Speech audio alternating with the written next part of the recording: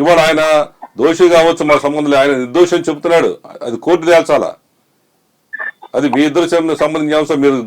మీరు రూమ్ లో ఏం చేస్తారో తెలియదు.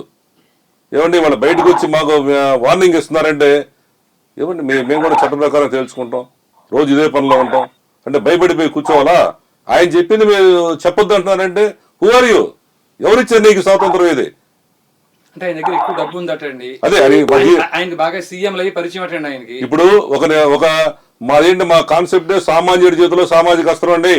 మీరు సామాన్యులు కాదు, మీ వెనకాల సీఎం ఉన్నారు, అనేక మంది మంత్రులు ఉన్నారు, వాళ్ళ పెద్ద పెద్ద నాయకులు మీ చేతిలో ఉన్నారు. మీరు సామాన్యులు కాదు. మేము అండగా ఉండేది ఈయనకే, ఇలాంటి వాళ్ళకే. వీళ్ళు దేనికోసం మీరే చెప్పారు అక్కడ, మిమ్మల్ని డబ్బులు డిమాండ్ చేశారని ఎక్కడ చెప్పలా. ఏమండి అట్లాగే మీరు అక్కడ ఏం జరిగిందో చెప్పట్లా. ఎందుకు కొడతారు చెప్పండి? చాలా మంది మా ఇంటర్వ్యూ చూసిన తర్వాత కామెంట్స్ పెట్టారు చూడండి. ఏదో జరిగే ఉంటది, మీ ఇద్దరి మధ్య కులం కాదు, ఆ గుడి ఏంది కాదు. మళ్ళీ ఇందాక వీడియోలో చెప్తున్నారు ఎవరో మీ ప్రత్యర్థులు ఉన్నారు అని.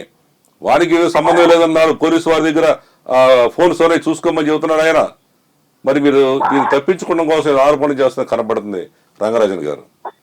సారీ, మీరు ఇంత పెద్దవాళ్ళని మేము ఇట్లా, ఎందుకంటే మాకు బాధ ఉంటది. అసలు ఈ రకంగా అయితే ఈ దేశంలో, ఈ ప్రపంచంలో, ఈ రాష్ట్రంలో, దేశంలోనే ఎవరి గురించి ఎవరు చూపించకూడదు. ఇక ఎవరు ఏం చేసినా పోలీస్ ఇన్ఫ్లుయెన్స్ ఉంటే నోరు పోసి కూర్చోవాలి. ఇక ఇది చాలా తప్పని మేము బాధపడుతున్నాం.